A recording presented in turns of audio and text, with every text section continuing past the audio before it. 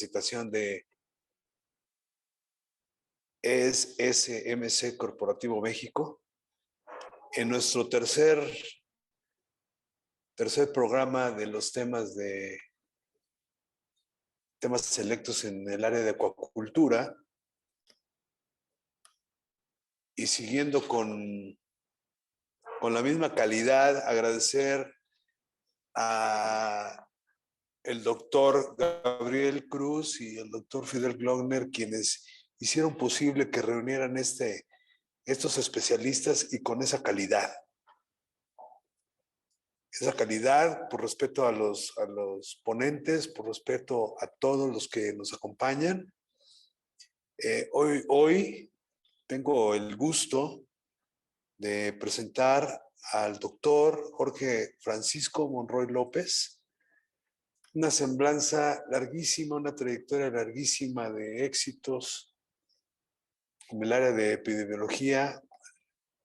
Me voy a permitir mencionar algunos. Él es médico veterinario, zootecnista y maestro en ciencias veterinarias, egresado de la Facultad de Medicina Veterinaria y Zootecnia de la máxima casa de estudios que es la UNAM, con un diploma de especialidad en One Health obtenido por la Universidad de Copenhague en Dinamarca, profesor definitivo del Departamento de Medicina Preventiva y Salud Pública de la misma facultad, donde labora desde hace 38 años e imparte la materia de epidemiología veterinaria e inocuidad y calidad de los alimentos de origen animal, en licenciaturas y epidemiología de las enfermedades transmitidas por alimentos, ecología microbiana de los alimentos y saneamiento ambiental en posgrados.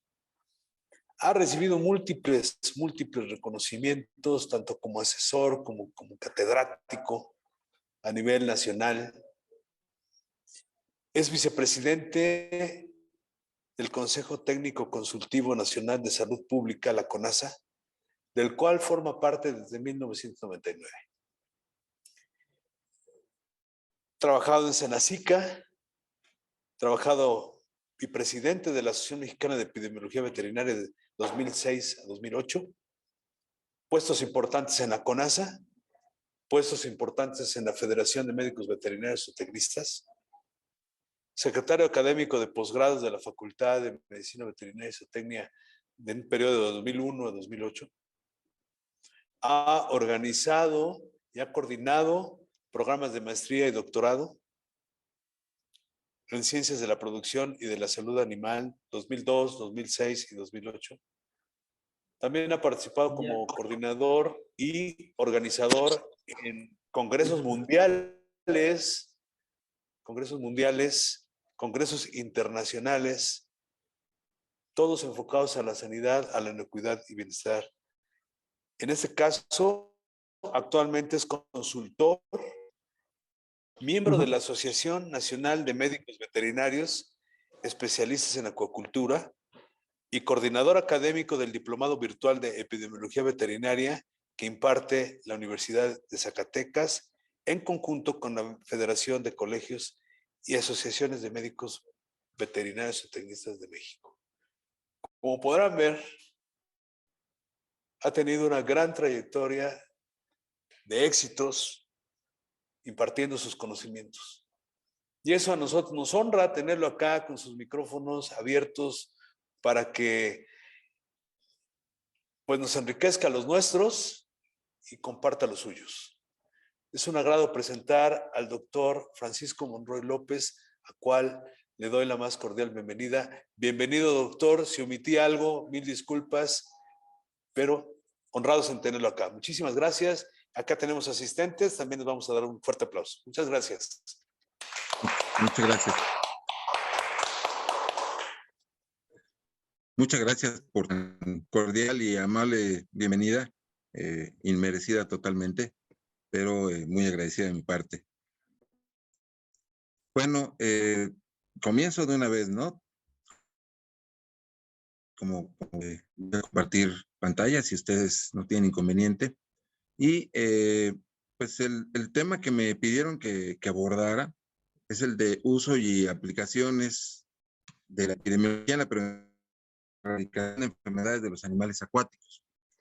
Mi formación, como ustedes ya se habrán dado cuenta, no es hacia la acuacultura. Soy médico veterinario, mi orientación ha sido más hacia la epidemiología, el análisis de riesgos, el concepto de una salud y todo esto. Y realmente me acerqué a la acuacultura hace aproximadamente 10 años, 9 o 10 años, eh, gracias a la invitación de una amiga muy querida, la doctora Nelly Peña, y el doctor Héctor Godoy, un compañero de generación que está trabajando actualmente y desde entonces como gerente del comité eh, de, de, inocuidad, Comité Estatal de Sanidad e Inocuidad Acuícola de Campeche. Ellos me invitaron a dar un curso justamente sobre epidemiología aplicada a los animales acuáticos. Y me metieron en un verdadero problema porque pues yo no sabía absolutamente nada de los animales acuáticos. Hoy ya sé un poquito más sobre ellos, pero todavía me declaro ignorante sobre muchísimos de los temas. Hay mucha gente aquí presente que sabe mucho más que yo sobre estos temas, pero realmente lo que he querido hacer es darle el enfoque epidemiológico a la cuestión de la prevención, control y erradicación de enfermedades de los animales acuáticos. Entonces, esta charla está basada un poco en esa experiencia de estos 10 años. Fue un curso lo que yo di una semana. Tiempo después me invitó Fidel Glockner a dar otro curso en Puebla, cuando él era el gerente del Comité Acuícola de Puebla. Y pues de ahí he estado recorriendo comités en toda la República, viendo los aspectos tanto de sanidad como de inocuidad. Estoy más cercano a la inocuidad acuática, acuícola, porque ahí sí, en el 83, cuando entré a la facultad, mis primeros 7 años fueron en el laboratorio se llamaba Inspección de Productos de Origen Animal en aquel entonces, y hacíamos prácticas de todos los alimentos, inclusive pescados y mariscos, y pues ahí sí he tenido un poquito más de trayectoria y conocimiento. Esto apenas es reciente, pero he tenido la fortuna de contar con muy buenos amigos y de haber tenido oportunidad también de organizar algunos eventos, un congreso de sanidad e inocuidad acuícola en San Jacinto, después hicimos otro en Morelos, luego hicimos uno de acuacultura en Acapulco, primero en el Hotel Meliá en Reforma, así se llamaba el hotel, después en Acapulco, Guerrero y finalmente el último de esos de acuacultura en Boca del Río, Veracruz. Y hace un par de años tratamos de retomar esto antes de la pandemia con un congreso de sanidad, inocuidad e inclusive bienestar acuícola en la Universidad de Guanajuato con la doctora Rosario Martínez Yáñez. Y bueno, en todo este trayecto, en toda esta historia de esta última década, pues me he dado cuenta que es una maravilla toda la cuestión acuática, que tenemos una serie de visiones erróneas los médicos veterinarios al respecto de este tema y que hemos realmente desaprovechado el enorme potencial que tiene la producción acuícola, la sanidad, la inocuidad acuícola, porque es un área de oportunidad muy importante para nosotros. Entonces, bueno, comenzaré para los que están familiarizados con la cuestión acuática, pero no con la cuestión epidemiológica. Comenzaré por mi lado fuerte, que es la epidemiología. Y esta, a pesar de que de manera intuitiva tiene un origen en algunos documentos escritos por los griegos hace 2000 años, pues la realidad es que la epidemiología como tal surge apenas a mediados del siglo XIX, gracias a los trabajos de John Snow, que era un médico anestesiólogo que trabajó en Londres, en Inglaterra, por ahí entre los años de 1840 hasta 1850, y que le tocó enfrentar un brote de una enfermedad que en aquel entonces no se sabía cuál era la causa.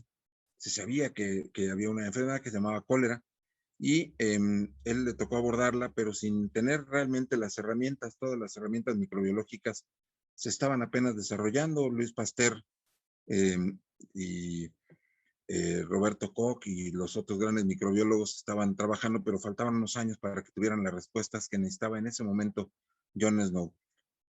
la teoría que existía respecto a la transmisión del cólera, que había cobrado una gran cantidad de muertes en Londres, en ese brote que ocurrió a mediados del siglo XIX, era que se transmitía a través del aire, por algo que se llamaba miasmas, o le llamaban miasmas, que era algo así como que llegabas, olías la enfermedad y te enfermabas de cólera.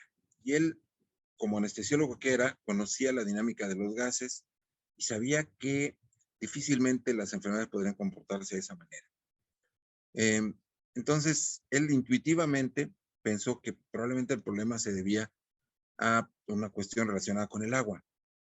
Y se puso a investigar, pero lo novedoso del asunto es que, bueno, él conocía perfectamente bien la zona donde ocurrió esto, que fue el distrito de Soho, y conocía de hecho a varios de los pacientes, los lugares donde estaban presentando los casos. Y entonces tomó su libretita, un bolígrafo, y se puso a hacer lo que a nadie se le había ocurrido hacer hasta ese entonces, es decir, relacionar dibujos, mapas, ubicar en croquis dónde estaban presentando los casos y preguntarle a las personas que vivían en esas casas, los que todavía estaban vivos, los que habían sobrevivido a la enfermedad, pues cuáles eran los hábitos que ellos tenían, sobre todo con respecto al agua, de dónde provenía, de dónde lo obtenían, etcétera. En esa época no había un sistema de agua potable en Londres como tal, sino que la gente utilizaba el agua que sacaba a partir de bombas que estaban ubicadas estratégicamente en diferentes partes. Él se puso a hacer también otra cosa que nadie había hecho, es decir, un poco de estadística. Y la estadística era muy rudimentaria. Simplemente en su libreta ponía en un lado a los que habían estado, a los que estaban enfermos, y también pues, visitó casas en donde no había casos de personas enfermas y se puso también a registrar de dónde obtenían el agua. Y él encontró que había una diferencia muy clara, muy evidente desde el punto de vista estadístico, una estadística, insisto, muy sencilla a base de lo que llamábamos palotes, es decir, contando uno más, raya, uno más, raya. Estaba ahí. Dijo, no sé qué hay en esta agua, pero lo que causa el cólera está en esa agua. ¿Sí? Él no sabía qué era. Y con esa demostración fue con las autoridades sanitarias. Como él había atendido el parto de la reina Victoria, que sabemos que fue una de las primeras reinas eternas que han existido en Inglaterra, la segunda, ya sabemos quién es, todavía anda por ahí, que es nieta de aquella, por cierto. Él había atendido partos de la reina Victoria utilizando la anestesia, lo cual había sido genial.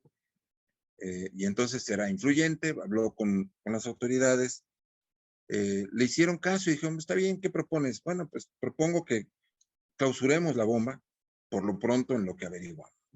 Él le hicieron caso, se clausuró la bomba y el número de casos de cólera que hasta ese momento había ido en aumento radicalmente se detuvo, se vino abajo y controló el brote. Es decir, hizo una investigación que ahora llamamos, bueno, a través de un método al que ahora conocemos como método epidemiológico, propuso medidas preliminares de control que funcionaron y logró controlar el problema. No tomó una sola muestra para mandarla al laboratorio, porque no había un laboratorio donde mandarla, ni tampoco sabía qué estaba buscando. Pero logró identificar la fuente del problema, la causa de ese brote y eliminarla. Por esa razón, a John Snow se le conoce como el padre de la epidemiología. Él parió a la epidemiología, o digamos que la originó, pero como muchos de los padres, jamás se enteró que lo había hecho. Pasaron muchísimos años y ya en la segunda mitad del siglo XX, la epidemiología veterinaria se fue constituyendo como una disciplina, digamos, un poco aparte, basada en los mismos principios y métodos epidemiológicos que había desarrollado John Snow y que también después fueron modificados por Brandon Hills, que ellos, bueno, él y otro grupo de médicos, Bradford Hills, perdón, otro grupo de médicos habían hecho investigaciones respecto a tabaquismo. Ellos eran fumadores, todo el mundo fumaba en los años 40, y entonces hicieron estudios prospectivos longitudinales, que son llamados estudios de cohorte, en donde grupos que se exponen y que no se exponen se espera que se manifieste una enfermedad, en ese caso el cáncer pulmonar, y demostraron con estudios grandes, numerosos, longitudinales de mucho tiempo, que se podían hacer predicciones, que se podían medir y comparar y obtener una serie de mediciones. Hablaremos un poquito adelante de esto, que se conocen como tasas de ataque.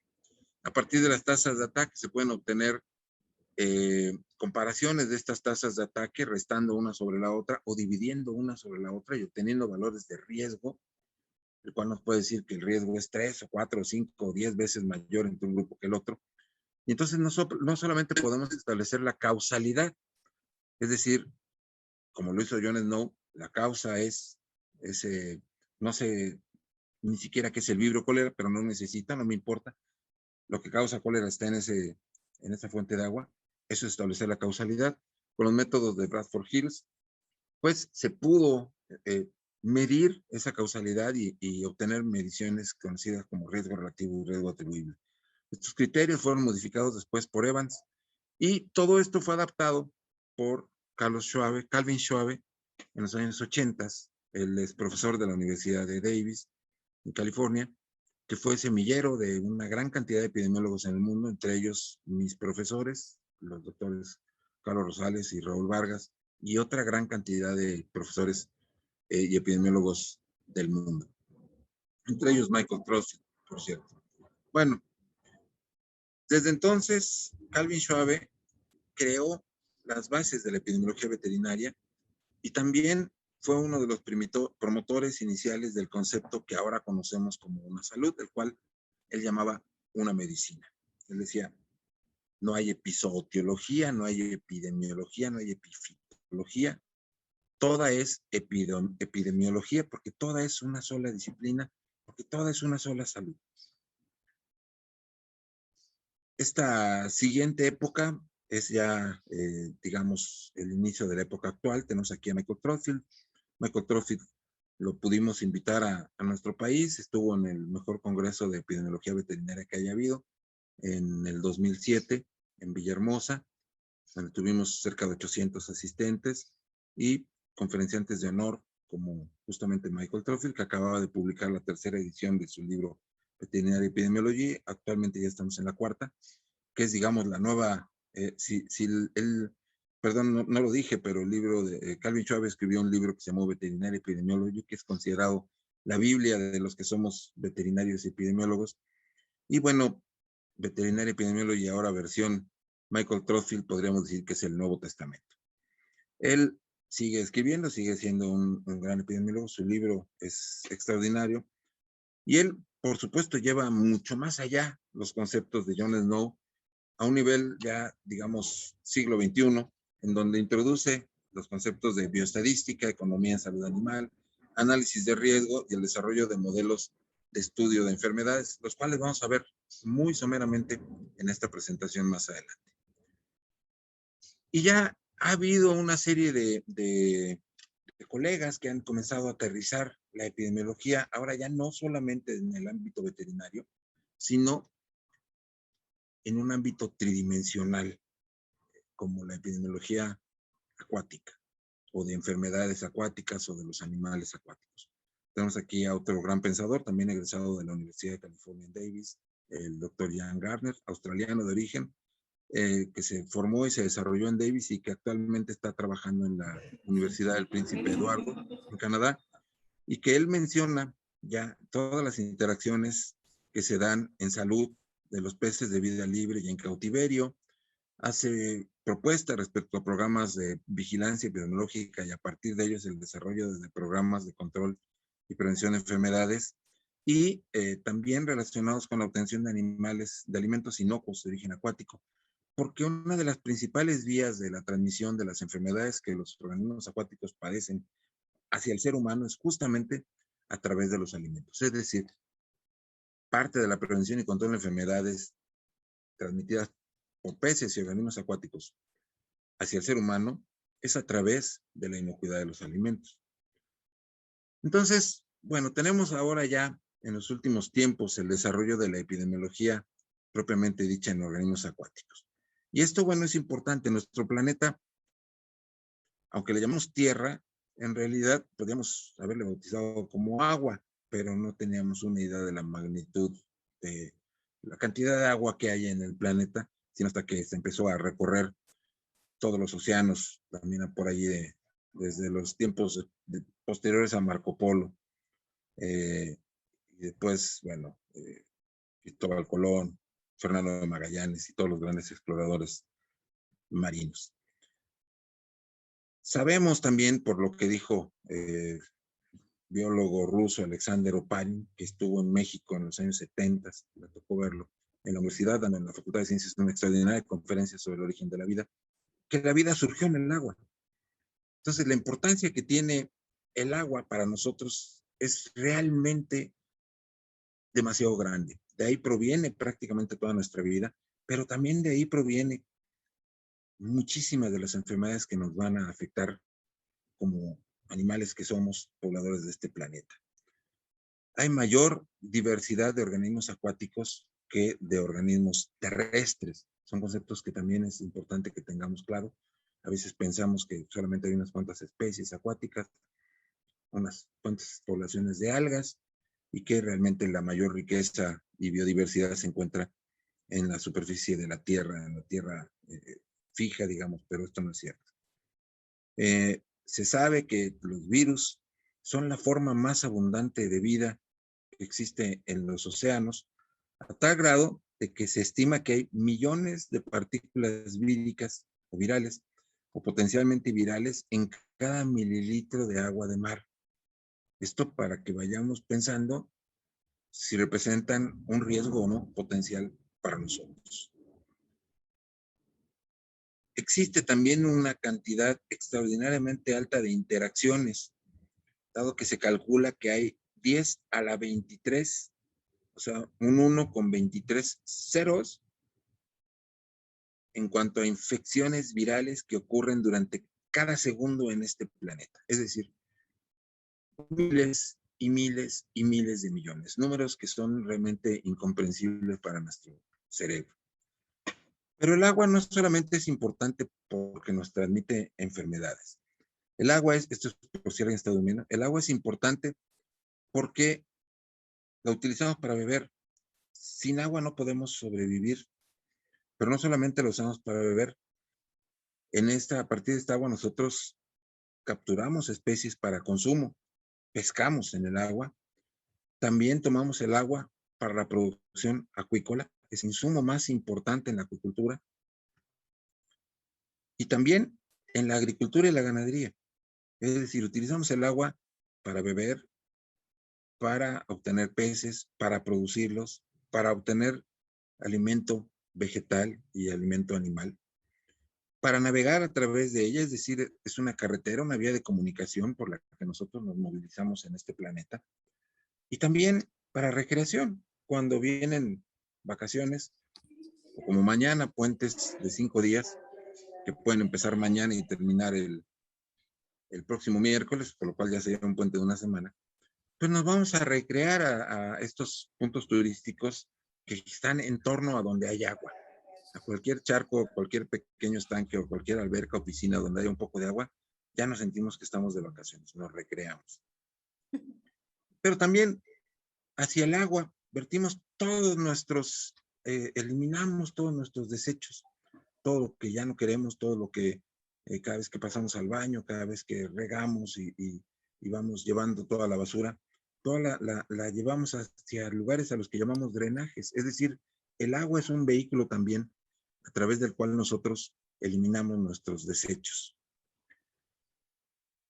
Por lo tanto, podemos intuir que hay una gran cantidad de enfermedades de los humanos que pueden tener un origen en ambientes acuáticos.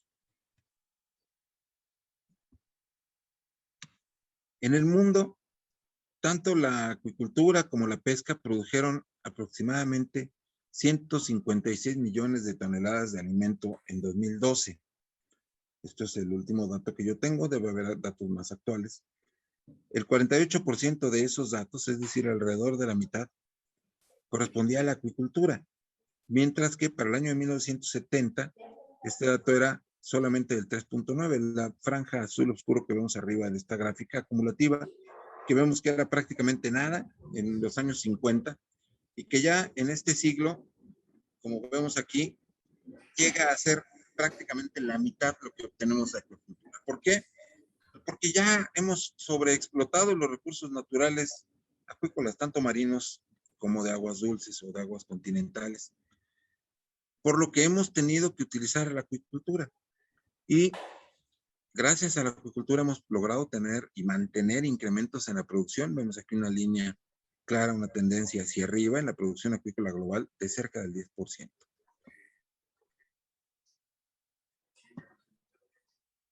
Aquí se ve, esta es otra gráfica de la FAO, todo el mundo utiliza esa gráfica de la FAO, donde queda clarísimo cómo esto abajo es captura y esto arriba es lo que estamos produciendo de una o de otra manera, en aguas dulces o en aguas marinas. Algunas estimaciones también de la FAO nos dicen que en 10 años, a partir de 2018, ¿qué es esto? O sea, ellos estiman que para 2027, América Latina y el Caribe verá un aumento de 17% en su producción agrícola y pesquera. Aquí están englobando ambas. 19% en la producción de carne. 11 millones de hectáreas en sus tierras agrícolas. Un incremento del 13% del consumo per cápita de pescado, que es muchísimo. Y para esto deberá de haberse incrementado un 43% la producción acuícola. Es decir, de lo que se está produciendo, si se están produciendo 100 toneladas, debe de haber 143 toneladas producidas para el año 2027. Estamos en 2021, nos quedan 6. La mayoría de las especies de captura, lamentablemente, están sobreexplotadas, mientras que las demandas de los consumidores son cada vez más altas. Y entonces vemos aquí cómo se han ido incrementando estos datos en cuanto a capturas, ¿sí? Pero no siempre como se quisiera. No siempre en los porcentajes que uno quisiera que ocurriera. Se está desarrollando la acuicultura. Más de 230 especies acuícolas en todo el mundo actualmente se cultivan. El desarrollo de la acuicultura a partir del uso de especies no nativas se está dando, es decir, estamos trayendo especies, lo cual puede generar directamente enfermedades porque vengan como portadoras, algunos agentes, algunos animales pueden traer como ser portadores de algunos agentes de enfermedad, o bien porque estas especies como tales no tienen un depredador natural y por lo tanto se pueden empezar a multiplicar, pues a veces sin ningún control. Tenemos centros de crianza de caballito de mar y de camarón en lugares tan extraños como Texcoco, donde los crían con agua de mar artificial. Son cosas que están sucediendo en nuestro país, son cosas que están sucediendo en nuestra actualidad. Esta se repitió, es la misma, sí, es la misma. Me fui para atrás, no sé qué hice. Bueno, sabemos también que hay un incremento en una mayor diversidad y un mayor número de especies producidas. Hay también nuevos sistemas de cultivo y nuevas prácticas para esto.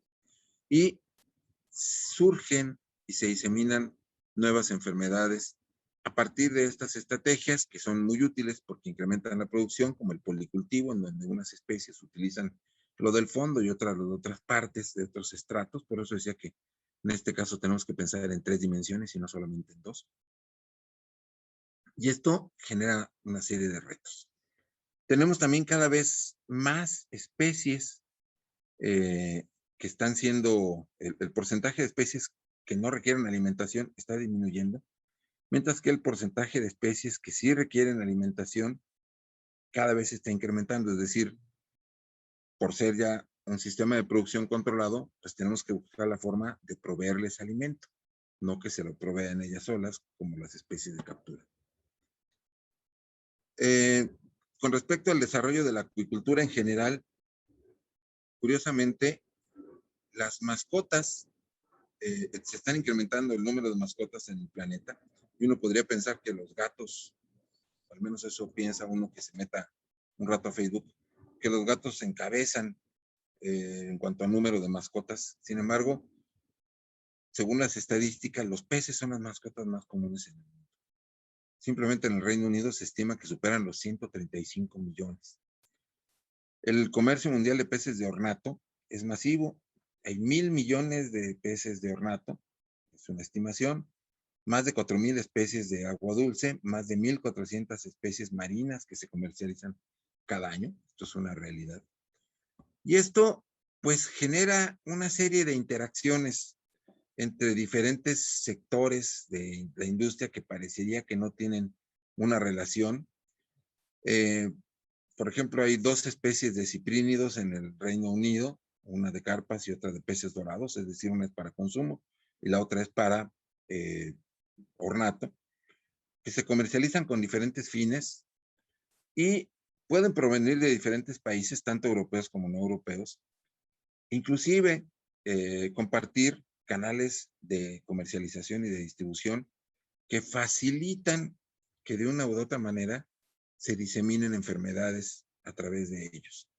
Entonces, los problemas son complejos, pero se requiere de herramientas para poder analizarlos, para poder modelizarlos y para poder tomar medidas de prevención, control y en su caso erradicación. Unas de estas medidas son, por ejemplo, la vigilancia epidemiológica. La vigilancia, hay quien lo resume con unas cuantas palabras como información para la acción, es decir, lo podemos reducir a 4 palabras. La vigilancia es información para la acción, es decir, conocer qué es lo que está ocurriendo en nuestro entorno para tomar medidas para que no ocurra. Es decir, si nos estamos enfocando a problemas, a problemas de salud. Y hay varias formas de hacer vigilancia epidemiológica. Básicamente, podemos hablar de la vigilancia general, que se conoce como vigilancia pasiva, que es meramente observacional, que espera que llegue la información a los centros donde ésta se acopia, que la gente o los productores o todos los que están involucrados en diferentes tomas de decisiones o en las diferentes etapas o eslabones de las cadenas productivas o de comercialización, como las que acabamos de ver, notifiquen a las autoridades de la ocurrencia de situaciones anómalas, de situaciones fuera de lo común y que avisen que están presentándose para que sean detectadas de manera oportuna y que pues puedan limitarse en cuanto a su diseminación hacia otros ámbitos o la introducción a un país. Y hay otra que es vigilancia selectiva, que también que se conoce como vigilancia activa, que es ya la búsqueda propositiva de información. Es decir, en el primer caso, en la vigilancia pasiva lo único que tenemos que hacer es abrir una ventanilla de reportes, poner una persona que esté atendiendo esa ventanilla y que reciba todas las notificaciones y si acaso un equipo atrás que procese estas notificaciones. Esto en la era tecnológica es mucho más sencillo porque se pone a la disposición de la gente durante muchos años un teléfono y ahora un correo electrónico. Entonces alguien puede mandar un correo electrónico avisando y ya hubo notificación y pues alguien se encargará de revisar, organizar, clasificar esa información y darle un sentido. Pero en el caso de la vigilancia activa, lo que se hace es ya tener un objetivo específico, es decir, presuponer que hay algunas enfermedades o problemas que pueden venir porque vemos que los otros países ya se están presentando en esos países y podemos esperar su llegada, o son problemas que ya tenemos, que son cotidianos y que inclusive hay épocas del año donde se presentan, que ya sabemos cuáles son esas épocas, y podemos ir a hacer un muestreo, no tanto para ver si ya se presentaron o no, sino en qué magnitud se están presentando, es decir, si está dentro de lo normal la ocurrencia de la enfermedad. Esta normalidad en la ocurrencia de una enfermedad la conocemos como endemia y vendría siendo lo opuesto de epidemia. Epidemia es la presentación de casos en un nivel inusual en una población, mientras que la endemia es la presentación habitual de casos de una enfermedad en una población. Gracias a los sistemas de vigilancia epidemiológica, nosotros podemos hacer regionalización. ¿Qué significa la regionalización? Bueno, pues poder establecer zonas en donde la enfermedad sí está presente y zonas en donde la enfermedad no está presente. ¿De qué tamaño son esas zonas? Bueno, aquí podemos empezar de abajo hacia arriba o de arriba hacia abajo, como quieran. Lo lógico es empezar de abajo hacia arriba. Es decir, podemos tener una zona o una granja infectada, ¿sí? Y se movilizan las enfermedades de una granja infectada a otra, pero puede haber comercio entre estas dos porque ambas tienen el mismo problema, por lo tanto, no hay temor de que se introduzcan enfermedades porque ya las tienen. Son poblaciones que están acostumbradas, digamos, a tener estas enfermedades. Las enfermedades ahí son endémicas, ¿sí? Y de aquí nos vamos hacia arriba. Tenemos granjas sospechosas. ¿Qué es una granja sospechosa? Suena así como de película de misterio, ¿no? Es más, podría ser el nombre de una película, La granja sospechosa. Sería muy aburrida. Bueno, en esta granja sospechosa o en las granjas sospechosas, no sabemos que está presente una enfermedad. Sin embargo, tenemos elementos suficientes para creer que sí está presente, porque tal vez se está manifestando clínicamente. ¿Qué es que se manifieste clínicamente? No tenemos un diagnóstico de la enfermedad, no hemos podido constatar que la enfermedad está presente, pero hay cierto nivel de animales enfermos. ¿Cómo sabemos que un pez está enfermo? Pues a veces simplemente boquea o se quedan de lado, o vemos que empieza a aparecer mortalidad, etcétera. Estos son signos en poblaciones. Ahorita vamos a verlo más adelante, vamos a detallar un poquito más. La productividad baja o empieza a haber lesiones en algunos órganos, etcétera. Pero no tenemos todavía una confirmación basada en un diagnóstico de laboratorio. En otras ocasiones no tenemos ni idea, y esto es el famoso estado desconocido, ¿sí? En todos estos niveles, estas líneas que están aquí, establecen que hay posibilidad de comercio, ¿sí? Y vemos que de las zonas donde están las cosas mejor hacia abajo, se puede dar el comercio, pero nunca hacia arriba. Es decir, la vigilancia nos permite establecer zonas y las zonas nos permiten direccionar el comercio. Si yo tengo una unidad productiva infectada, sospechosa o desconocida, como cualquiera que está aquí, puedo comprar animales de donde sea, pero no puedo vender hacia donde sea, excepto en nivel horizontal o que esté peor que yo, ¿sí? Solamente. Entonces ya la vigilancia epidemiológica empieza a cobrar un sentido, me permite zonificar, me permite establecer estatus zoosanitarios, me permite decir yo estoy mejor que tú en términos sanitarios, ¿sí? Cuando hay vigilancia en una zona o en una granja, al estar yo vigilando y demostrar las acciones de vigilancia mediante registros, mediante información, mediante búsqueda propositiva, mediante exámenes de laboratorio y resultados negativos, con técnicas claramente estandarizadas, yo ya puedo comprar y vender a otras granjas que se encuentren en el mismo nivel o hacia las que estén debajo. Siempre hacia abajo vamos a poder, ¿sí? Este estatus de granja libre es el que una unidad productiva puede tener una vez que ha estado haciendo vigilancia epidemiológica, que ha estado demostrando mediante esa vigilancia epidemiológica que la enfermedad no está presente, es decir, no solamente la enfermedad nunca se ha notificado, porque eso es igual a desconocido, sino que se ha buscado y no se ha encontrado. Es decir, estado desconocido quiere decir, tengo mi vigilancia pasiva, pero nadie me ha dicho nunca nada. Ok, eso no te sirve para demostrar un estatus. Para demostrar un estatus sanitario necesitas hacer vigilancia, ¿sí? Vigilancia activa, es decir, ir y buscar. Si ya fuiste, buscaste y no encontraste, pues entonces ya puedes decir, basado en ciertas estrategias metodológicas y epidemiológicas, ya puedes decir que tu unidad productiva es libre. Varias unidades productivas libres en una zona o una región que mantienen una serie de medidas estandarizadas, homologadas y que comparten entre sí, nos puede dar una zona libre. Esa zona o región libre puede ser una cuenca, puede ser una entidad federativa y puede llegar a ser en el máximo nivel un país libre. Cuando un país demuestra mediante la búsqueda propositiva, la estandarización de las técnicas diagnósticas, la estandarización de los métodos de muestreo, la frecuencia, el tamaño de muestra, las técnicas que va a utilizar, las medidas de bioseguridad establecidas, el control de ingresos, los registros de morbilidad, de mortalidad, etcétera. Una larga lista puede entonces declararse libre de una enfermedad. Para eso debe tener un instrumento regulatorio que diga cómo se tiene que hacer esto. A estos instrumentos regulatorios en México le llamamos normas y están siendo sustituidos poco a poco por otros instrumentos regulatorios a los que les llamamos acuerdos.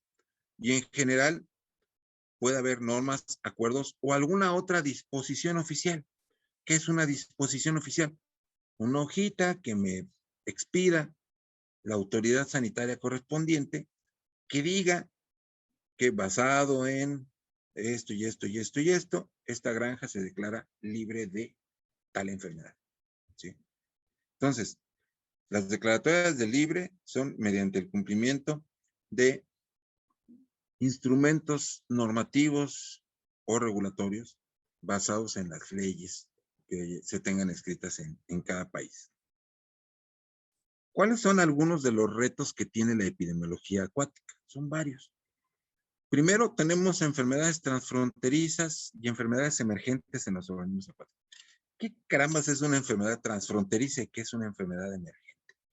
Una enfermedad transfronteriza es aquella que tiene la capacidad de cruzar fronteras, ¿sí? Que se puede movilizar a través del comercio o a través de procesos naturales como es la migración, como es la llegada de nuevas especies, es la movilización natural de las especies, etc. O enfermedades emergentes. ¿Qué quiere decir esto? Bueno, pues una enfermedad emergente es una enfermedad que nunca se había presentado antes, es decir, es una enfermedad nueva, o es una enfermedad que ya se había presentado en una especie, pero no en otra, ¿sí?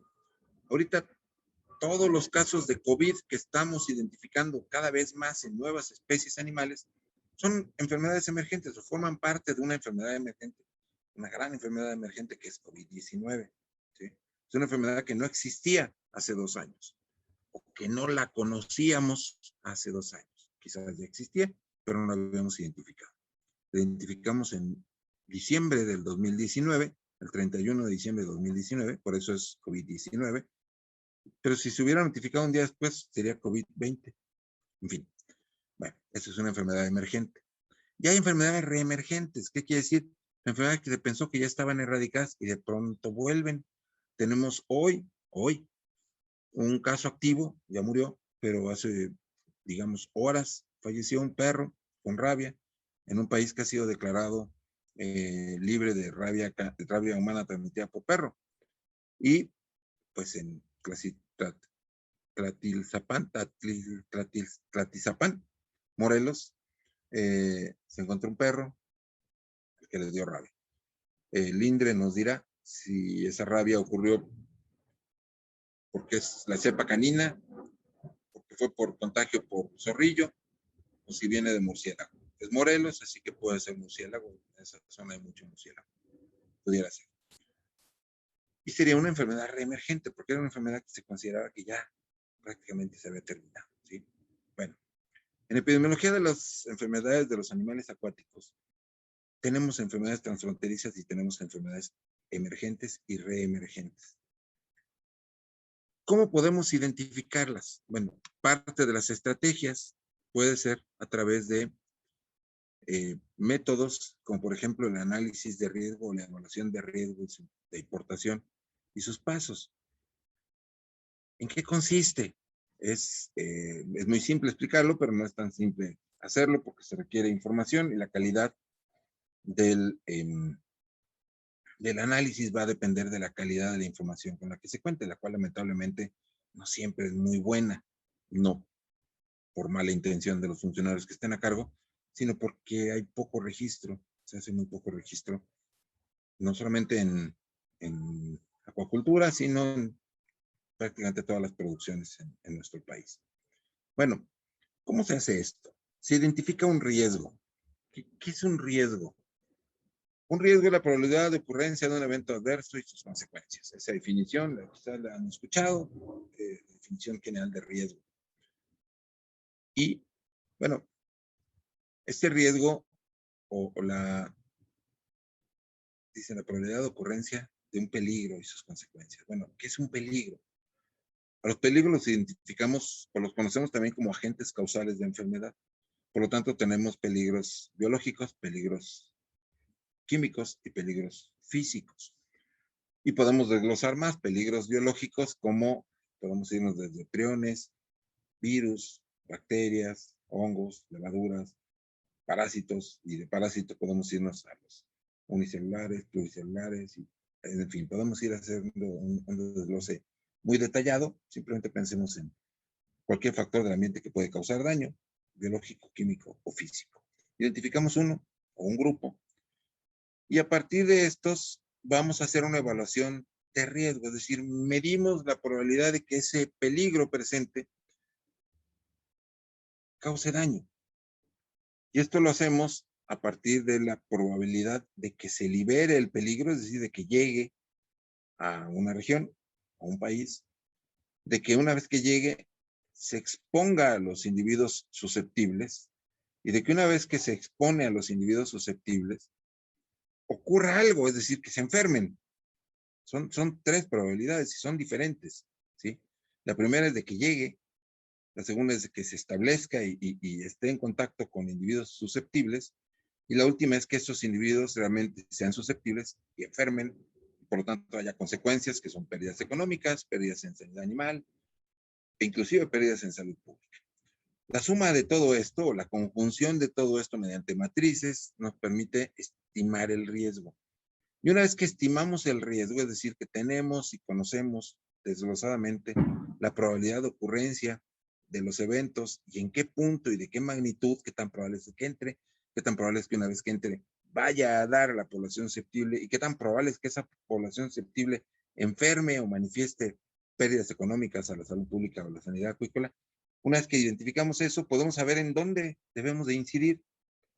Y esa incidencia en términos de la evaluación de riesgo, es decir, la propuesta de establecer medidas de prevención, control para el ingreso de estas enfermedades, es a lo que le llamamos gestión de riesgo.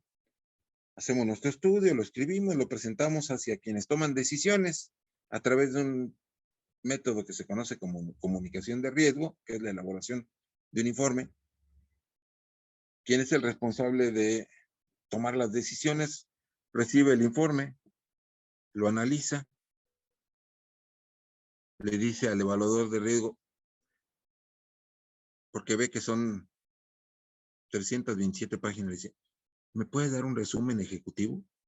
O sea, ¿puedo importar o no puedo importar? Porque las autoridades normalmente tienen tiempo de leer un resumen ejecutivo que equivale más o menos a 10 o 12 renglones. No leen mucho más allá. Tienen que leer muchos documentos, por lo tanto hay que dárselo reducido. ¿Sí? Bueno, en esencia, ¿qué? En esencia, si se presenta, entonces puede que ocurra esto otro, y la consecuencia es, tienes un valor cuantitativo de eso que me estás diciendo, es decir, ¿qué tan probable es que ocurre si yo traigo 10 toneladas del producto? Pero la probabilidad de ocurrencia es de 1 en 1.000.000. ¿Eso qué significa? Que de cada 10 importaciones o cada 1.000.000 de importaciones, una va a ser de riesgo. Y aquí es donde nosotros tenemos que interpretar qué significa esto y explicárselo a quienes toman las decisiones. No, 1 en 1.000.000 quiere decir que si tú importas 10 toneladas, estas 10 toneladas son 10,000 kilos, por lo tanto, 10 millones de gramos. ¿Sí? Entonces, de todo lo que traes, es probable que vengan 10 gramos contaminados. Es una forma de tratar de expresar qué significa 1 en 1.000.000. Se lo tenemos que traducir. La comunicación del riesgo no solamente es decir, sino decir lo importante. ¿Y hay forma de detectar esos 10 gramos para eliminarlos? Pues sí, es parte de la gestión del riesgo. Entonces, aquí tendríamos que decir, ¿cómo minimizar esto? ¿Sí? Bueno, pues tú puedes poner ciertas barreras. Estas barreras son, no es lo mismo importar de un país donde nunca se ha presentado la enfermedad y tiene un sistema de búsqueda propositiva de la enfermedad, que importar de un país donde ¿Se acuerdan de esa diapositiva de acá atrás? Aquí está. Ahora piensen en países, ¿sí? De un país libre a otro país libre, el riesgo es muy bajo. Pero si quieren traer de aquí, donde son sospechosos o infectados, acá el riesgo es extraordinariamente alto. Y eso es lo que tenemos que decirle a nuestras autoridades cuando hagamos una evaluación de riesgo. Traer a la autoridad y decirle, mira, nosotros estamos aquí o estamos aquí o estamos aquí. ¿A qué altura estamos? Si estamos acá abajo, no te preocupes, trae lo que quieras, da igual, tenemos todo.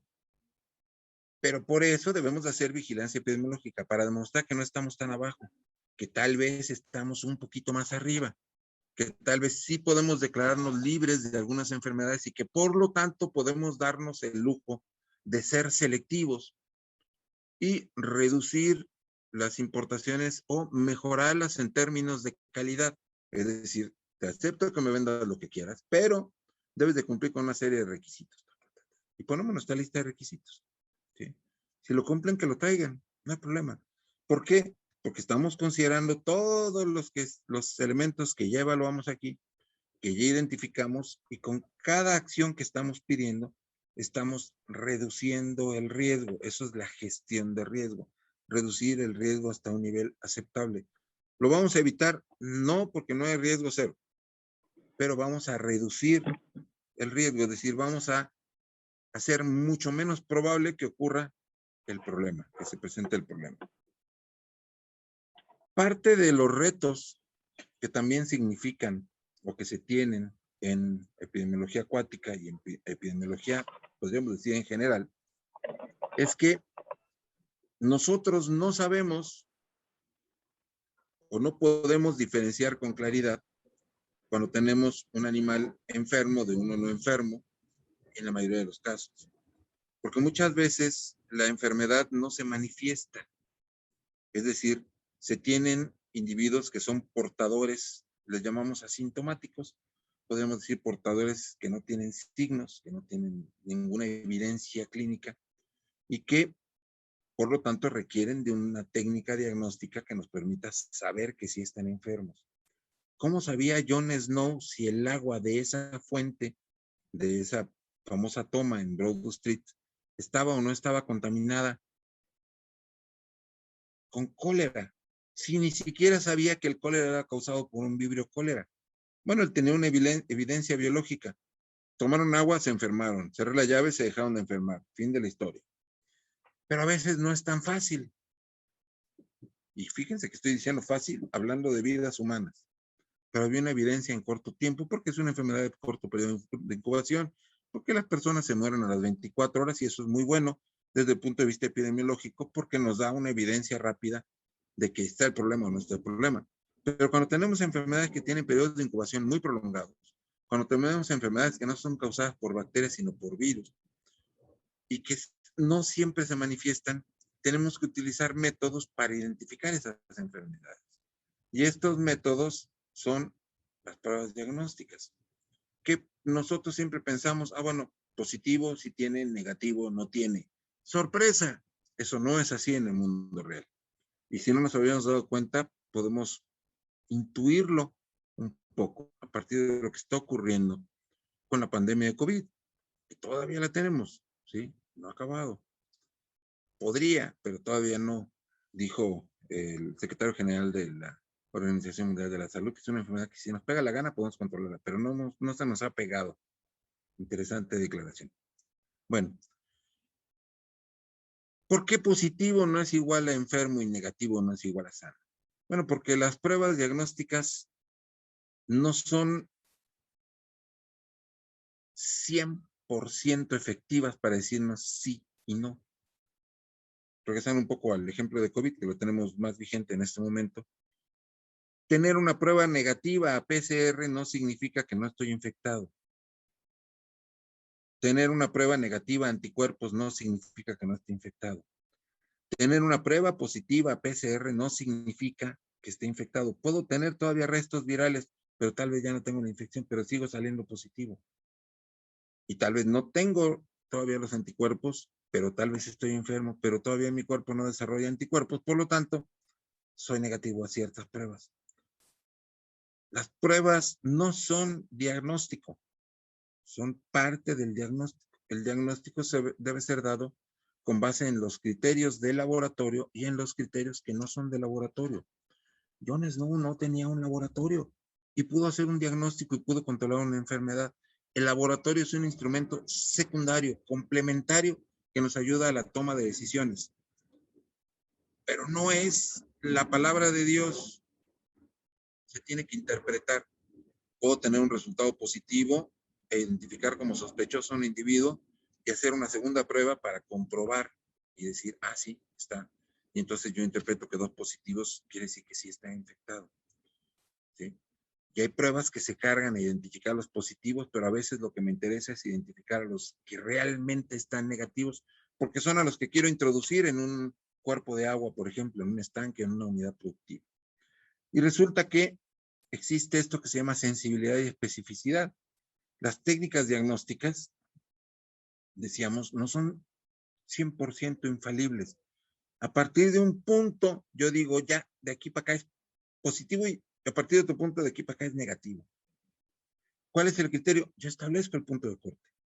Si me equivoco en ese punto de corte, pues voy a tener falsos positivos o falsos negativos. Y ocurren. Es decir, las pruebas no pueden ser 100% sensibles y 100% específicas, aunque los laboratorios me juren que sí, porque hay otros factores, a veces no técnicos, sino humanos, que intervienen para que las pruebas, no nosotros, las pruebas se equivoquen. Y nosotros asumamos decisiones basadas en una prueba errónea. Aquí tenemos algunos de los elementos que deben ser considerados para enfermedades de animales acuáticos. Esto es muy interesante. Fíjense. Información de campo. O sea, ¿qué está ocurriendo en el entorno? Historial de la unidad productiva. Pérdidas recurrentes, pérdidas anormales, actividades de siembra y cría asociadas. Aspectos económicos, medida de las pérdidas debidas a la producción subóptima o la mortalidad directa. Comportamiento de los organismos o de los animales. Signos clínicos, si los hay. Examen físico, que incluye la necropsia, aquí le llaman autopsia, u observaciones macroscópicas, es decir, evidentes a simple vista. Epidemiología, es decir, la dinámica de la enfermedad de la población, su comportamiento, hay mortalidad, no hay mortalidad, todos los individuos están afectados, solo los de una zona. Respuesta a la terapia, muchas veces ya se le aplicó una terapia y parece que se repusieron, principalmente en enfermedades de peces y en algunas enfermedades bacterianas de crustáceos, cuando aplican estas terapias. En segundo punto, fíjense todo esto, técnicas de laboratorio, microbiología, frotis de tejido, histopatología, serología, ensayos inmunológicos para peces, exámenes de ultraestructura, tinción negativa de algunos métodos, algunos de estos exámenes, cultivo de tejidos, que pueden ser líneas celulares, análisis biomolecular, técnicas experimentales, ya más allá, desafíos fisiológicos, por ejemplo, déjenme quitar mi camarita, así, es decir, las pruebas de estrés, test de transmisión, etcétera. Todo esto son elementos para tener un diagnóstico. El diagnóstico no se concreta a una prueba nunca, a una sola prueba. Y queremos hacer epidemiología, pero la epidemiología se basa en números. John Snow dijo, había más de esto. Es decir, contó. Para contar necesitamos saber qué rayos estamos contando, ¿sí? Y para saber qué rayos estamos contando, tenemos que establecer una definición que se llama definición operacional de caso, pero podemos llamarle simplemente definición de caso. Es decir, a quién voy a considerar un caso y a quién no voy a considerar un caso. Todos los criterios, ¿sí? No solo un resultado de una prueba. Aquí dice, una definición de caso es un grupo de criterios estandarizados para decidir si una unidad de estudio individual de interés contiene una determinada enfermedad u otro resultado interesante. La unidad de estudio puede ser un animal individual o un grupo de animales como un estanque de camarones, una jaula de peces, un lecho de moluscos o todo un estuario. Y aquí hay algunos ejemplos de definición de casos para la enfermedad de la mancha blanca en camarones. Fíjense. Si tenemos la unidad de estudio animal, la definición de caso podría ser un camarón con una o más manchas blancas visibles y discretas. Como me estorbo yo mismo aquí con la camarita. Ahí está. En el interior del caparazón. O puede ser un camarón que produce resultados PCR positivos para el virus del síndrome de la mancha blanca. O puede ser un estanque en el que uno o más camarones, esto es para estanque, no para animal, tienen manchas blancas visibles y discretas en el interior del caparazón, o sea, muy parecido a esto. O un estanque donde uno o más camarones producen resultados PCR positivos para el virus del síndrome de la mancha blanca. O un estanque sujeto a la cosecha de emergencia, puesto que, en opinión del encargado, hay riesgo de mortalidad masiva debido al síndrome de la mancha blanca. O para población, posible fuente de postlarvas salvajes, una población salvaje donde uno o más camarones tienen una o más manchas blancas visibles y discretas en el interior del caparazón.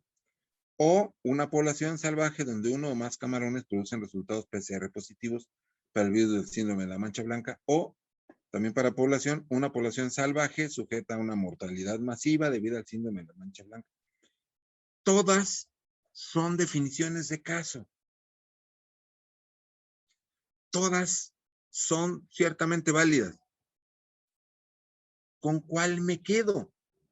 Bueno, hace rato decíamos que las técnicas diagnósticas son sensibles y son específicas, es decir, que tienen sensibilidad y especificidad, pero no dijimos qué significaba tener sensibilidad y especificidad. Sensibilidad significa una mayor capacidad de detectar a los que realmente están enfermos. O sea, que la prueba diagnóstica marque como positivos a los que en verdad están enfermos. Mientras que la especificidad se refiere a la capacidad de la prueba diagnóstica para identificar como negativos a los que no están enfermos. Es decir, diferenciar claramente enfermos positivos y no enfermos negativos. Eso es sensibilidad y especificidad. Pues bien, las definiciones de caso también son más sensibles o más específicas. Un detalle. Normalmente, mientras una técnica es más sensible, o sea, puede identificar a más individuos que realmente están enfermos como positivos, suele ser menos específica. Y viceversa. Quieres una definición más específica, normalmente vas a sacrificar la sensibilidad. Por eso esa rayita que habíamos visto en esas curvas, ¿sí? Buscamos un punto medio, es decir, una prueba que sea razonablemente sensible y razonablemente específica. Pero podemos hacer pruebas en serie. Es decir, podemos poner una prueba primero muy sensible y luego una muy específica.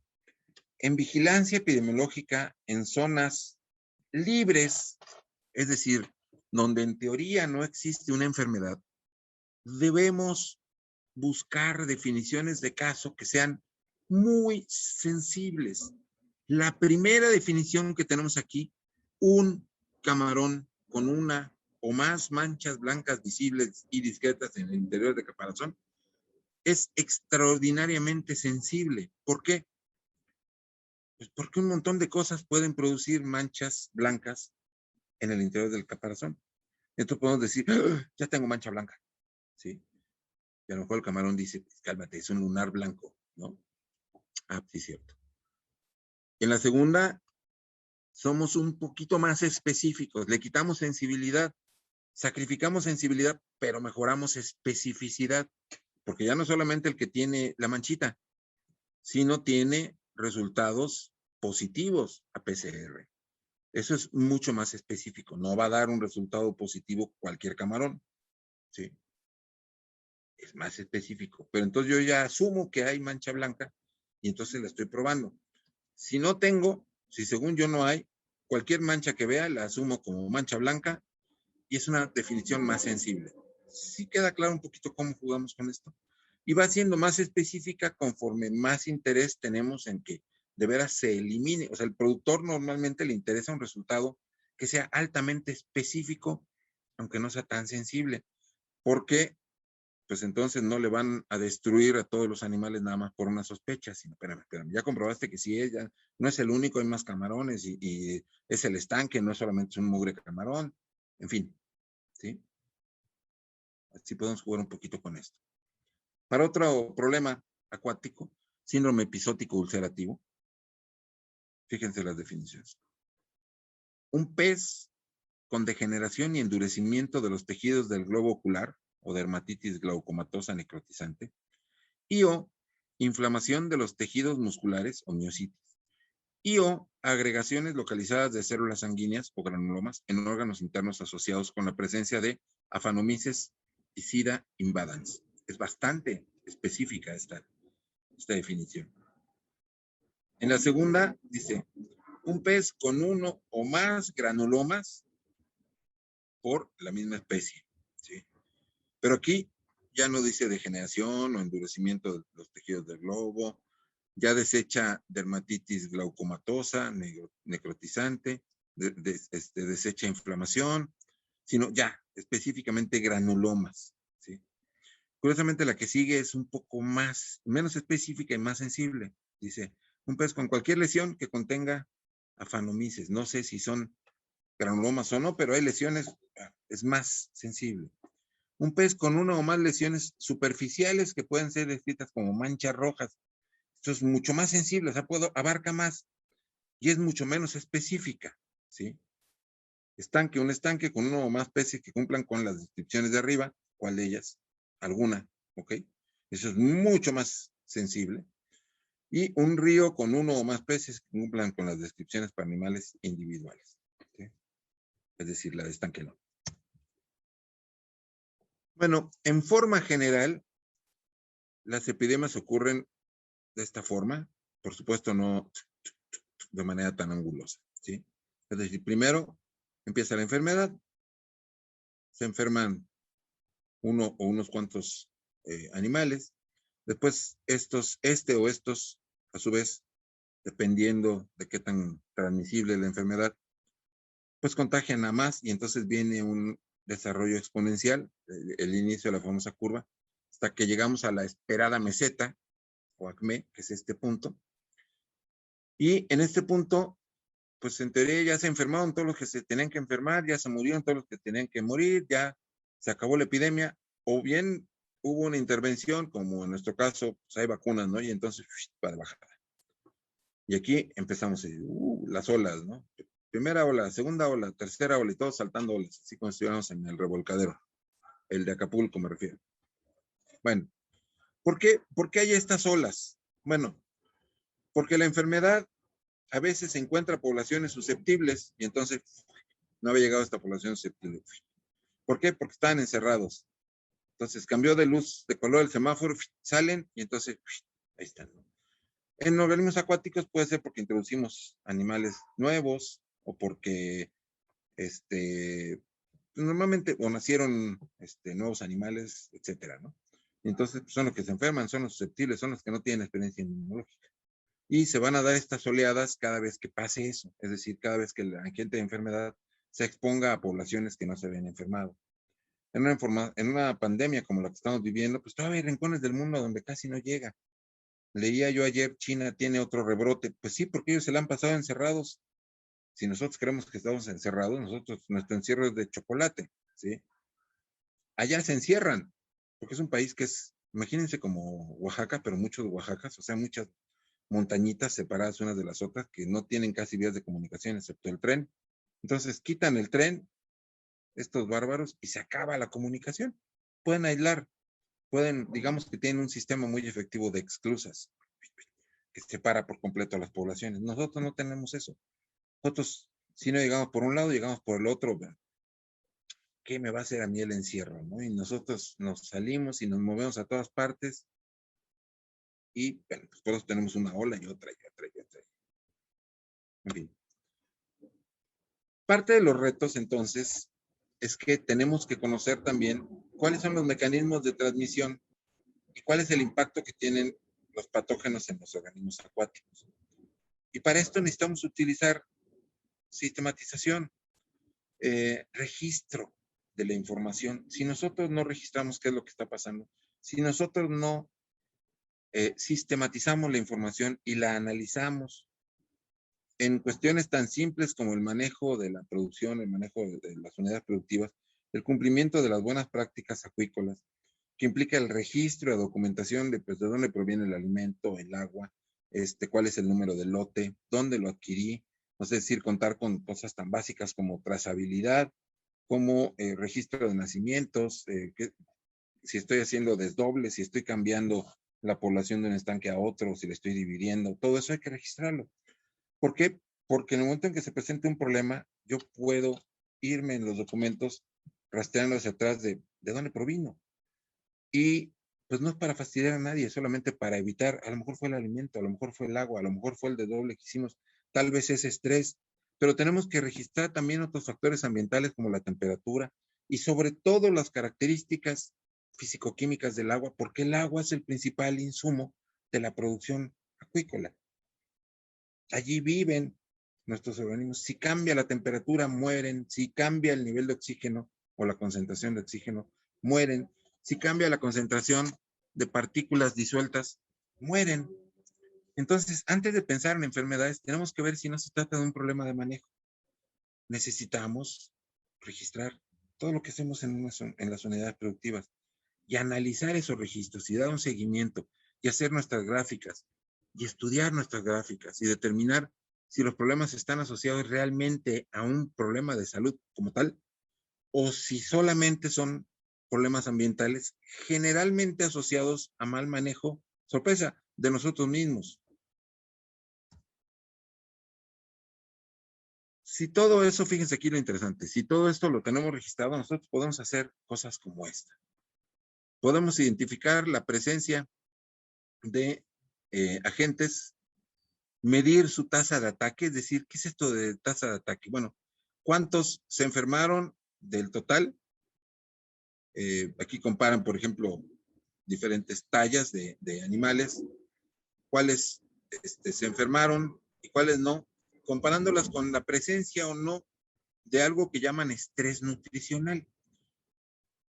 Vayan ustedes a saber qué es, pero normalmente está asociado a qué tanto alimento se le está dando, con qué frecuencia, quizás la composición de ese alimento, si tiene o no proteína suficiente, si se le está dando en exceso, etcétera. Es decir, el manejo nutricional de los organismos, de los peces, puede generar estrés y ese estrés puede estar asociado,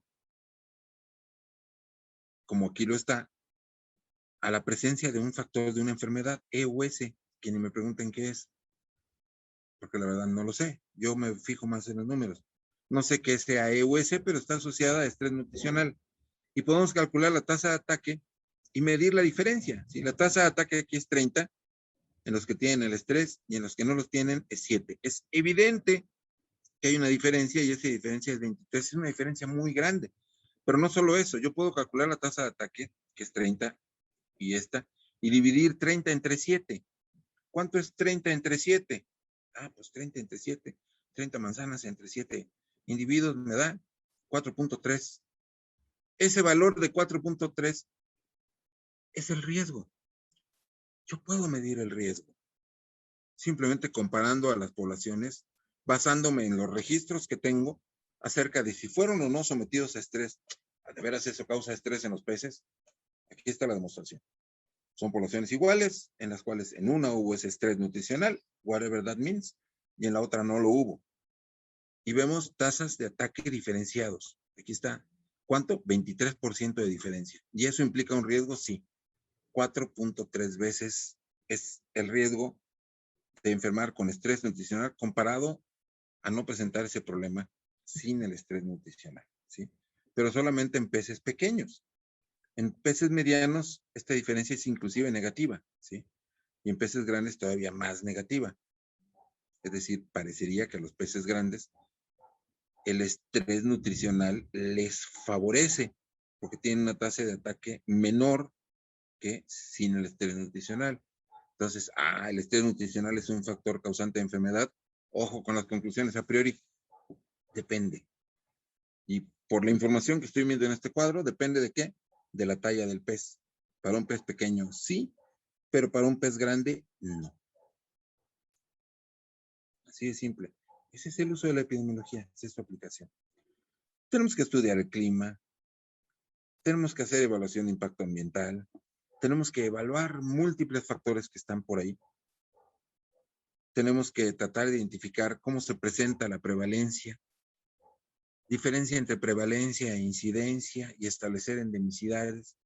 Incidencia es ocurrencia de casos nuevos en un cierto periodo en la población y prevalencia es qué tan, si hiciera un corte en este momento en la población, si viéramos a los individuos como que estuvieran viajando en el tiempo y los cortamos y los vemos como rebanada de paya acumulando a los enfermos contra los no enfermos, ¿de qué tamaño es la rebanada de enfermedades? Esa es la prevalencia.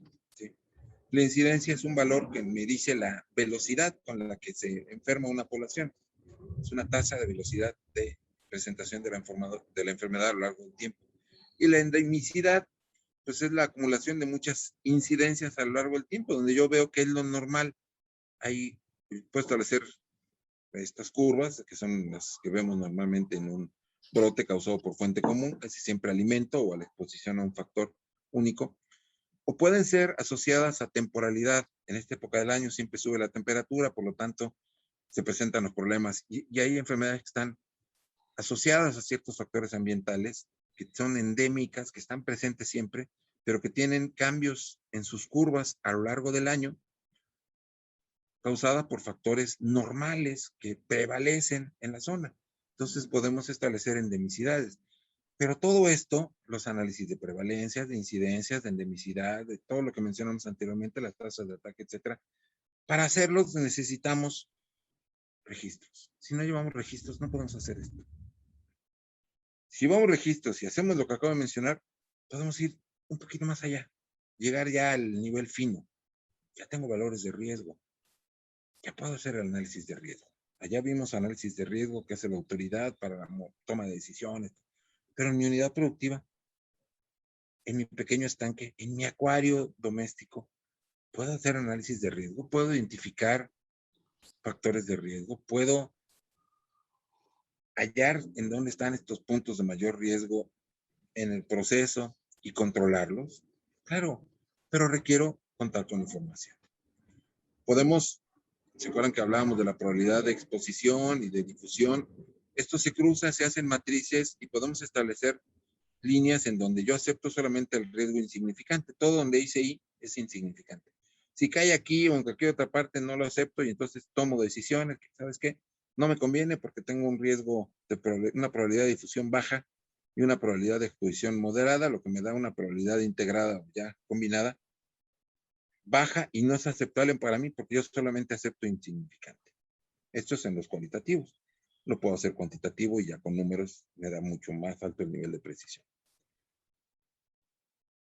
¿Cómo controlo esto? Pues a través de los sistemas de reducción de riesgo, dentro de los que puedo incluir la propia bioseguridad, que se cuece aparte, las buenas prácticas de producción, que se complementan con las medidas básicas de bioseguridad, el establecimiento de ya en las plantas de procesamiento de alimentos, donde voy a procesar a los pescados y mariscos para su consumo, pues las buenas prácticas de manufactura o de higiene, los procedimientos operativos estandarizados de saneamiento, o los POEs, donde detecto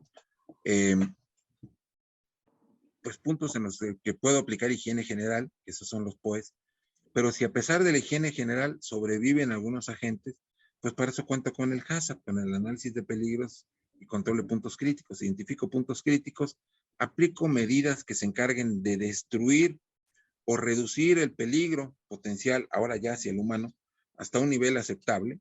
¿Qué es aceptable? Pues que si el humano se come eso no se enferme. Y esto le da inocuidad al producto. Que habíamos dicho que la inocuidad es muy importante, porque la principal vía de transmisión de las enfermedades originarias de los animales acuáticos hacia el ser humano es por su consumo.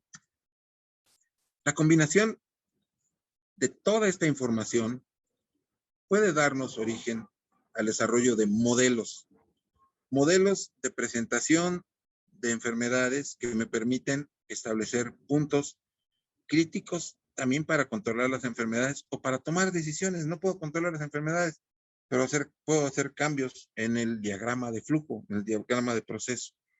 Por ejemplo, si yo sé cuál es la secuencia de eventos que desemboca en un brote de la enfermedad de las manchas blancas, como por ejemplo que tengo poslarva 35 días de edad, no hago un examen de PCR y hago un baño de formalina que no sirve, probablemente hay una fuente adicional del virus, y todo esto sumado como Nishikawa, me da una mayor proporción de camarones infectados de este virus. Y si tengo un sistema tipo superintensivo, es decir, donde tengo estrés con baja tasa de intercambio de agua, alta salinidad prolongada, pues tengo camarones estresados que son están infectados y están estresados, y se genera un ciclo rápido de este virus, incremento de la prevalencia en el tiempo. Y yo puedo ir midiendo si está presente el virus, y antes de que se presente el brote, podría cosechar, por ejemplo, ¿sí? Ahora bien, hoy en la mañana, por invitación de Gustavo Ramírez, que me parece que anda por aquí, lo vi hace rato, ya entre el público, sentado, así estás en la tercera fila, Gustavo, me invitó a una muy interesante plática acerca de, pues, justamente la epidemiología aplicada a organismos o animales acuáticos. Y dentro de esto, en estos tópicos, nos hicieron una presentación de diversos instrumentos evaluatorios, pues de los sistemas o de la acuacultura en los países. Y hubo dos que me parecieron muy, muy novedosos y muy originales. Uno, no voy a entrar en detalles, es muy largo y apenas lo estoy tratando de estudiar y asimilar, pero está muy interesante y valdría la pena traerlo para, pues, analizar dónde están nuestros puntos y dónde podemos podemos encontrar áreas de mejora. Pero este es un poco más sencillo porque es un checklist de 12 puntos para la vigilancia de enfermedades en los organismos acuáticos. Dice un nuevo enfoque para ayudar a los equipos multidisciplinarios en los países como el nuestro en eterno desarrollo. Y entonces, pues tenemos los 12 puntos que ya no me dio tiempo de ponerlos en forma más bonita para una presentación, pero que están, pues aquí bastante claros, ¿no?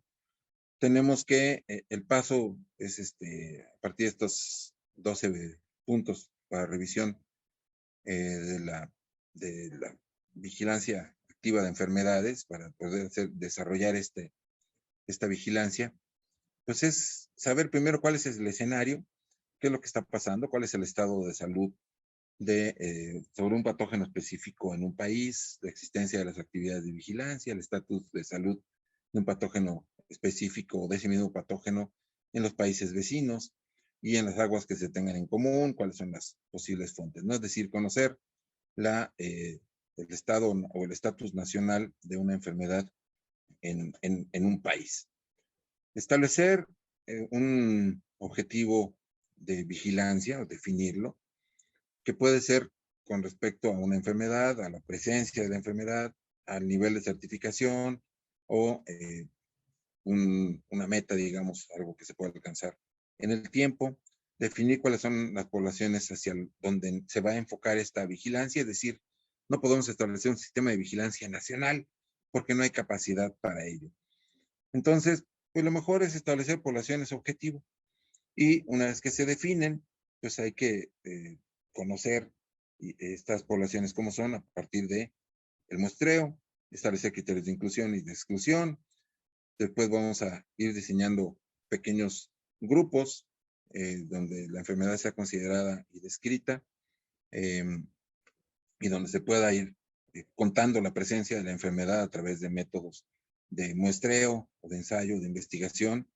Definir los casos, es decir, cuáles van a ser los criterios con los cuales nosotros vamos a estar llamando a un individuo o a una unidad productiva, como ya lo vimos, caso. Entonces puede ser caso clínico, caso de laboratorio, caso epidemiológico. Las descripciones de las pruebas que se van a utilizar, tanto los procedimientos como su interpretación de los resultados, la sensibilidad y la especificidad, y cuáles son los laboratorios o los recursos de laboratorio que se requieren, de designación o diseño, mejor dicho, del estudio y del muestreo, ya propiamente dicho, seleccionar los procesos, unidades, métodos, tamaño de muestra, materiales que se requieren, los formatos para la recolección de la información de campo y de laboratorio, el diseñar una base de datos, qué es lo que se va a meter y cómo se va a manejar, cualquier otra información adicional como pues, las geoposiciones, el mapeo, etcétera, el análisis de los datos con una metodología descrita, la validación y la calidad de las medidas o de los análisis mediante estimación estadística en intervalos de confianza, sensibilidad del programa de vigilancia, ensayos o pruebas pilotos, evaluaciones externas, auditorías para hacer correcciones, medidas de corrección, recursos humanos, financieros y logísticos que se requieran, por ejemplo, personal, materiales, costo de estos materiales, material de muestreo, todo lo que se requiera para el trabajo de campo, el trabajo de laboratorio, las pruebas y los análisis de datos. Y un enfoque de cómo va a ser la vigilancia, asumiendo que, o cuál es la perspectiva o el enfoque que se le va a dar a esta vigilancia, si va a ser como parte de salud animal o estrategias de bioseguridad acuático, cuáles son los planes que se van a tener para el manejo y control de enfermedades y mantener siempre la visión pues de una salud, es decir, de que esto se tiene que hacer en forma con un múltiple enfoque, con colaboración transdisciplinaria, interdisciplinaria, porque si no, pues esto no va a funcionar. Yo les agradezco, no sé cuánto tiempo consumí, 1 hora y media más o menos. Tenemos un ratito para preguntas, dudas y comentarios de parte de ustedes si los hay, mientras les dejo en lo que se terminan de despertar. ¡Ay, acabó! Mira. Les dejo mis correos. El primero es el correo institucional J de Jorge, F de Francisco, M de Monroy, L de López, que son mis siglas, @unam.mx. Y el segundo es el privado, que lo tengo en 2 versiones. Monroy, mi apellido, así con una sola R y con Y, así está bien escrito, 1959, que es el año de la cosecha, en este caso pudiera ser de la captura, @hotmail.com, y lo tengo también en gmail.com, a sus órdenes por cualquier duda que por falta de confianza o tiempo no pudiera responderles en este momento o no me pudieran hacer en este momento, me lo pueden mandar y con todo gusto. Si no sé la respuesta, pues la mando con la gente que sí sepa.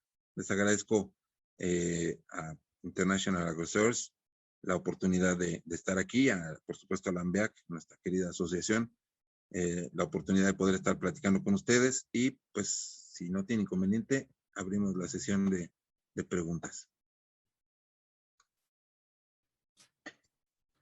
Muy buenas tardes. Pues muchas gracias, doctor, por todo lo que nos impartió. A nombre del doctor Benavides, su servidora Mari Carmen Juárez de Agrosur Internacional. Muchas gracias por toda la información que nos vertió el día de hoy. Creo que por el momento no hay preguntas, pero no dudo que van a hacérselas llegar a su correo.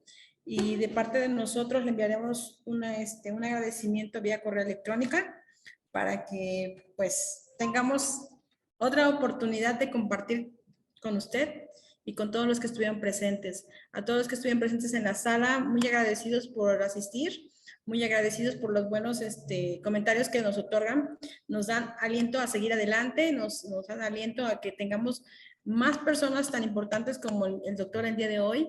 Muchísimas gracias por compartirnos su conocimiento y pues nos estaremos viendo más adelante. Dice, te voy a dar algunos comentarios. Aquí tenemos. Sí, estoy viendo que el EUS, síndrome ulcerativo episótico, me comentan los buenos amigos Ricardo Ibarra y Gustavo Serrano. Gracias. Sí. Les digo que siempre hay quien sabe más.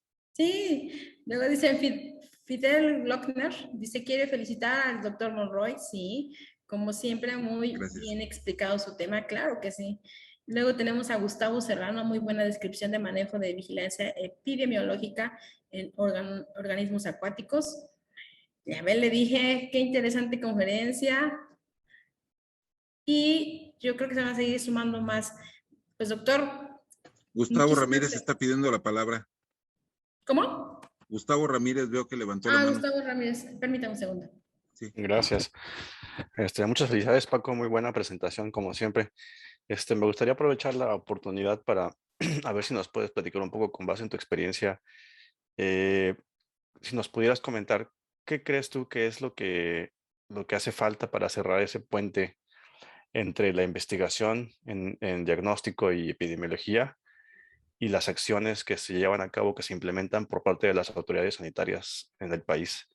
Em, ¿Qué es lo que tú crees que se pudiera hacer para que se conectaran esos dos puntos y se pudiera implementar de manera más práctica estrategias que ayuden a la prevención y erradicación de enfermedades en el país, en los organismos acuáticos? Bueno, si es que tú crees primero que existe ese puente, ¿no? Quizá tú tienes otra percepción, pero no lo creo por lo que platicábamos en la mañana, o me gustaría también escuchar tu opinión. Sí, muchas gracias, Gustavo. Eh, bueno, sí, por alguna razón, muchas veces las áreas de la academia y de la investigación no tienen una comunicación muy directa con las autoridades y a veces hay mutua desconfianza. Yo diría que todo se basa en eso, en la falta de confianza, y que es hacia donde se tendría que trabajar. ¿Por qué? Porque, bueno, aquí tenemos varios sectores que participan en todo esto. Los productores acuden a los laboratorios o instituciones educativas, a veces dándole la vuelta a las autoridades porque temen que se tomen acciones, ¿no? Si se detectan pues algunos agentes causantes de enfermedad, y pues la opción más temida de siempre es que se cierre o se cuarentena una unidad productiva y que se tome la decisión de destruir a todos los animales, ¿no? Entonces, pues se buscan alternativas. Los laboratorios pues reciben estas muestras, las procesan, obtienen un resultado y las autoridades no confían en los resultados de estos laboratorios porque pues dicen no están estandarizados, tus pruebas no son oficiales, solamente los resultados que yo emito son oficiales y entonces, y aparte no me notificaste y tú sabías que había un problema y no me avisaste a tiempo, ¿no? Entonces, ¿por qué no se notifica? Pues porque no se tiene la confianza, porque muchas veces se piensa, bueno, pues es que esto me lo pidió un cliente, como un servicio y yo traicionaría su confianza si le hablo a la autoridad. Sin embargo, pues las leyes nos obligan a todos los que tenemos conocimiento o sospecha de la presencia o ocurrencia de una enfermedad, nos obligan las leyes a notificar. Entonces tenemos que hacerlo, pero al hacerlo, a veces sentimos que traicionamos la confianza de los productores que dicen, oye, pues yo te llevé esto para probar porque pues quería que me echaras la mano, no que me denunciaras, ¿no? Pues sí, pero mi obligación es denunciar. Y si no se denuncia, entonces la autoridad desconfía. En fin, hay una serie ahí de cuestiones que nuestras leyes nos han puesto, pues a veces sogas en el cuello, porque faltan otras cuestiones. Si todo el mundo tuviera sus sistemas productivos asegurados, pues no tendríamos mucho problema en declarar porque habría quien nos ayudara a recuperar o absorber parte del costo de la ocurrencia de un brote. Es decir, puede ser que sea más conveniente destruir un pequeño lote en el momento en que el brote está ocurriendo, aunque esto cueste. El problema es que le cuesta a un solo productor. Entonces falta la existencia de un seguro. Las grandes empresas sí tienen seguros. En el caso de los brotes, por ejemplo, que ocurrieron hace algunos años de la mortalidad temprana del camarón, las empresas pagaron los seguros y eso fue lo que salvó a los productores. Pero después ya no querían asegurarlos porque decían, no, porque te vas a volver a enfermar. Y entonces buscaron estrategias como, bueno, se incrementó el costo, bajo la producción, vendo más caro, gano lo mismo y me arriesgo menos, ¿no? Y pues sí, es muy bueno desde el punto de vista económico, pero desde el punto de vista productivo no tanto, porque el volumen de producción y de exportación bajó. Entonces, el problema es muy complejo, pero nos identifica otra vez o nos ayuda a identificar cuáles son las áreas de oportunidad que se deben de tener aquí. Y yo visualizo por lo menos varias, ¿no? Iba a decir un número, pero incrementar el número de pruebas que sea permisible que los laboratorios hagan, aunque sean pruebas extraoficiales, aunque no sean resultados ya definitivos, pero que sí sean resultados presuntivos que ayuden a la notificación oportuna. Es decir, no estoy seguro que tenga esta enfermedad, pero con estos resultados parece que sí se tiene, ¿no? Segundo, pues promover el que las empresas puedan asegurar sus producciones, que las aseguradoras también lo hagan a bajas tasas, porque muchas veces las tasas son muy altas. Esto implica también desarrollar las áreas de peritaje, porque los seguros requieren de peritos para poder evaluar cuál fue la causa real de la mortalidad o del problema en la unidad productiva, porque puede ser más bien negligencia, no tanto que fue la gente, sino que no se cumplieron con las medidas de bioseguridad. Es decir, tenemos que ir creciendo en muchas áreas, ¿no? Mejorar la bioseguridad, mejorar los sistemas diagnósticos, mejorar la confianza, mejorar la cobertura de seguros, mejorar la especialización, sobre todo en términos de peritajes, y muchas otras puntas, ¿no? Pero creo que sí, lo más importante es que, pues, el sector académico, los laboratorios, el sector de investigación, que no necesariamente están ligados, puede ser, pero no necesariamente, los productores, las autoridades, pues todo el mundo se pueda sentar y se pueda acordar de manera civilizada cuáles van a ser las estrategias a seguir. Y esto implica sentarse, ponerse de acuerdo, pero también invertir recursos. Y esos recursos deben de también contar con fondos de garantía para que en caso de enfermedades emergentes o reemergentes, pues los gobiernos puedan responder apoyando a los productores y que la notificación no sea me pongo la soga al cuello, me suicido y aviso antes de morir, sino pues más bien, hey, ayúdenme, tengo este problema y solidaricémonos todos para controlarlo aquí y que no les vaya a dar a las unidades de los demás. Creo que por ahí es por donde tendríamos que avanzar y hay mucho que avanzar en este sentido. Gracias.